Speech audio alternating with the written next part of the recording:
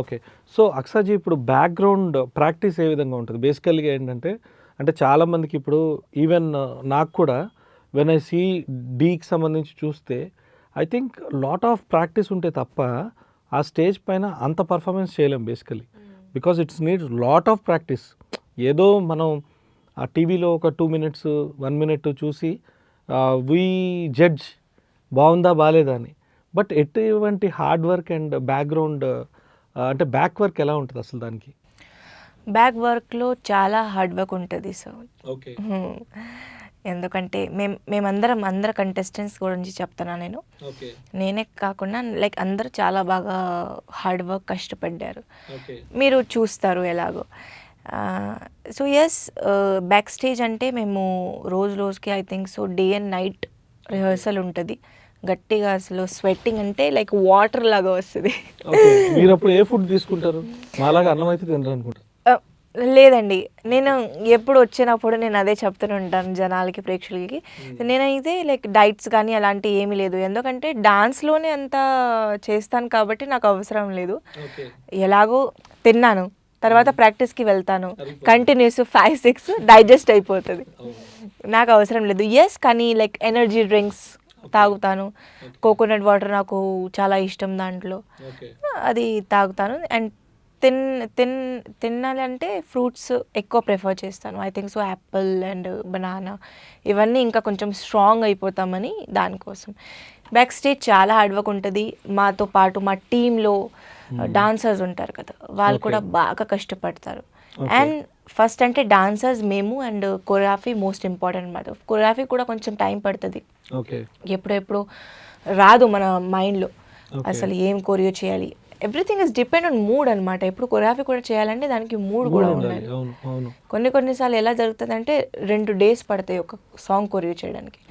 కొన్నిసార్లు 1 గంటలోనే అయిపోతుంది.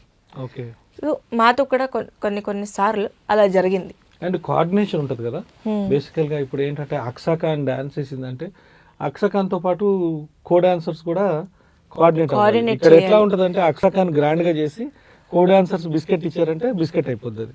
సో అయితే అలాంటి సందర్భాలు ఉన్నాయా మీరు బాధపడ్డవి? బికాజ్ ఎందుకంటే దెర్ ఆర్ సమ్ సిచ్యుయేషన్స్ మీరు చాలా బాగా చేస్తుంటారు, ఎక్కడో కోఆర్డినేషన్ మిస్ అయింది అని చెప్తారు జడ్జెస్. అవును. సో ఆ కోఆర్డినేషన్ తో ఉస్కే హిసాబ్ సే అంటే దాన్ని కూడా పరిగణనలో తీసుకొని పాయింట్స్ ఇచ్చేది ఉంటుందా? ఉంటుంది సార్, ఆబ్వియస్లీ. ఎస్, నేను పర్ఫామ్ చేయడానికి నా పేరు, కానీ నాతో పాటు టీం కూడా నాతో ఈక్వల్లీ చేయాలి. ఇప్పుడు గ్రూప్గా చేయాలంటే coordination is most important sir. నేను సోలోగా ఎలాగైనా కవర్ చేసేస్తాను. ఎగ్జాంపుల్ లైక్ ఇటు చేస్తే వాళ్ళకి ఏం అర్థం కాదు, ఎందుకంటే వెనకాల టీం ఎవరు లేరు కాబట్టి. కానీ ఇప్పుడు టీంలో చేసినప్పుడు చాలా జాగ్రత్తగా ఒక్కొక్క మూమెంట్ సేమ్ టైమింగ్లో ఉండాలి. ఎందుకంటే జనాలకి ఎలాగో తెలిసిపోతుంది ఎక్కడ తప్పు జరిగింది, ఎక్కడ తప్పు. జనాలకి తెలిసిపోయిన తర్వాత ఎలాగో జడ్జి కూడా తెలిసిపోతుంది కదా. సో ఐ థింక్ ఒక్క పర్ఫార్మెన్స్లో పాయింట్అవుట్ చేశారు, నాకు అంత గుర్తులేదు, కానీ ఎస్ అలా జరిగింది ఒకసారి. మోస్ట్లీ అంటే మేము మాది 100% ఇవ్వడానికి ట్రై చేస్తాం సార్ ఎప్పుడు. దానికి చాలా ప్రాక్టీస్ కూడా ఉంటుంది. ఓకే, మీ బాత్రూమ్ స్టోరీ చెప్పండి. బాత్రూమ్ స్టోరీ అని అంటే వేరే విధంగా అనుకుంటారు. సో బాత్రూమ్ స్టోరీ ఏంటి అసలు? బాత్రూమ్ స్టోరీ ఏంటి మీది బేసికలీ? బాత్రూమ్ స్టోరీ ఎలా అంటే, కొన్ని సాంగ్స్ మీరు చూసినట్టుంటారు, చాలా స్టంట్స్ అండ్ ఫ్లోర్ మూమెంట్స్ కొన్ని ఉన్నాయి దాంట్లో. మోస్ట్లీ అంటే నేను డాన్స్తోనే వెళ్ళాను ది జర్నీకి, కానీ ఏదో ఒక 3-4 పర్ఫార్మెన్సెస్లో స్టంట్స్ కూడా చేశాను. అప్పుడు ఎలాగో లైక్ పెయిన్ ఉంటుంది కాల్లో, కానీ కొంచెం నొప్పి వచ్చేస్తుంది, చేయలేకపోతున్నాను అని కొన్నిసార్లు ఆ ఫీల్ కూడా వచ్చేస్తుంది. వచ్చిందనుకో, వచ్చింది తర్వాత ఇప్పుడు ఏడుపు వచ్చేస్తుంది. కొరియోగ్రాఫర్ ముందు ఏడిస్తే బాగోదు అని ఆ ఫీల్ ఉంటుంది లోపల, చెప్పను కానీ బయటికి. మాస్టర్ కొంచెం వాష్రూమ్కి వెళ్ళాలి, వాష్రూమ్ వెళ్ళాను, టపా టపా టపా బాగా ఏడ్చాను. ఎందుకంటే నొప్పి ఉంది కదా, లైక్ పెయిన్ ఉన్నప్పుడు ఎలాగో ఏడుపు వచ్చేస్తుంది మనకి. ఏడ్చిన తర్వాత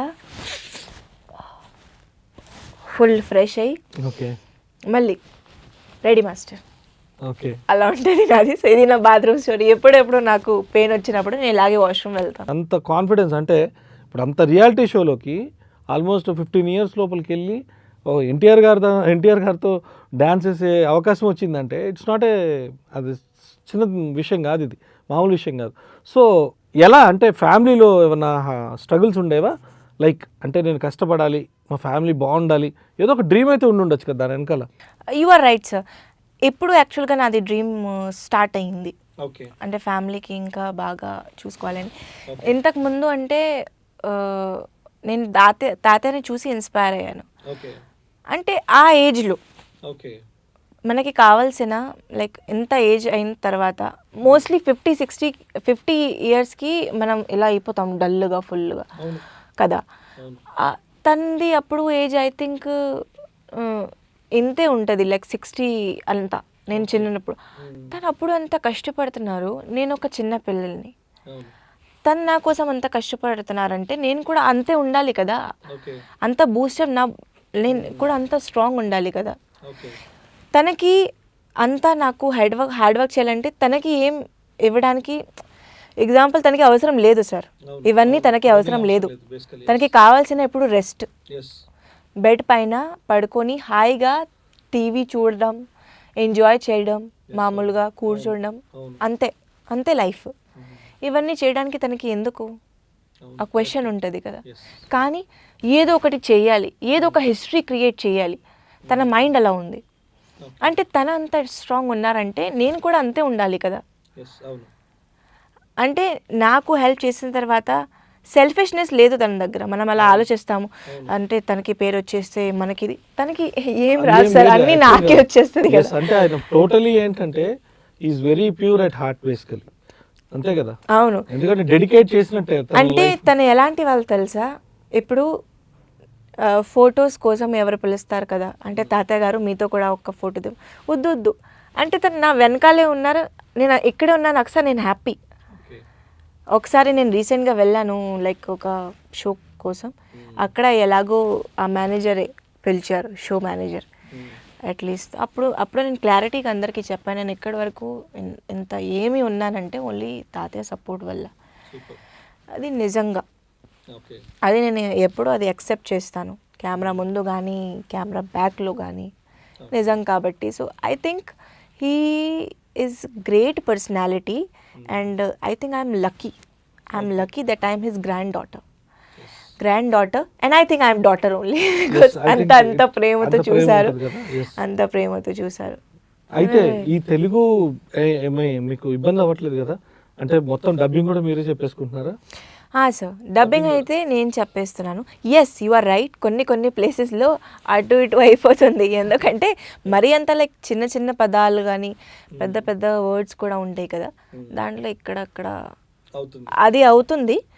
కానీ దాంతో నాకు హ్యాబిట్ వచ్చేస్తుంది యాక్చువల్లీ. అంటే హ్యాబిట్ వస్తుంది, ఇంకా క్లారిటీ నా స్లాంగ్లో ఇంకా వస్తుంది. But I think the plus point ఏంటంటే I'm working on my slang also. ఇప్పుడు ఎగ్జాంపుల్స్, వేరే ప్లేస్ నుంచి వచ్చాం మేము అండ్ తర్వాత తెలుగు నేర్చుకున్నాం కానీ మనకి తెలిసిపోతుంది కదా, వేరే ప్లేస్ నుంచి కోల్కతా నుంచి వచ్చిన అమ్మాయి ఇప్పుడు హిందీ మాట్లాడుతుంది లేదంటే తెలుగు మాట్లాడుతుంది, అది ఎలా ఉంటుంది?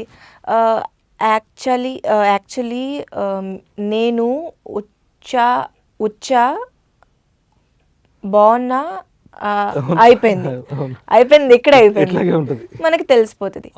ఇప్పుడు నేను ఒకసారి లైక్ స్లాంగ్లో మాట్లాడనుకో, ఎన్నిసార్లు మీరే డౌట్గా ఉంటారు, అసలు నీ ప్రాపర్ ఎక్కడ, మీ ప్రాపర్ ఎక్కడ నుంచి వచ్చారు.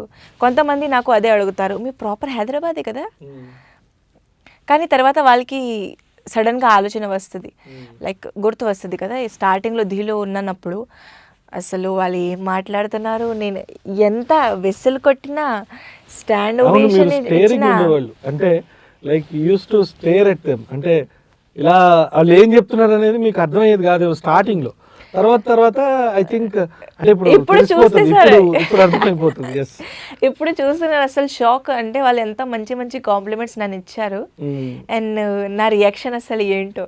లియో ఎంటర్టైన్మెంట్ ఈ ఛానల్ని ప్లీజ్ సబ్స్క్రైబ్ చేయండి, షేర్ చేయండి, లైక్ చేయండి. Please subscribe to Leo Entertainment. Please subscribe to Leo Entertainment YouTube channel. Subscribe Leo Entertainment channel. Leo Entertainment. Please subscribe this channel. Please subscribe to Leo Entertainment. ఇలాంటి interesting videos కోసం తప్పకుండా మా ఛానల్ని subscribe చేయండి.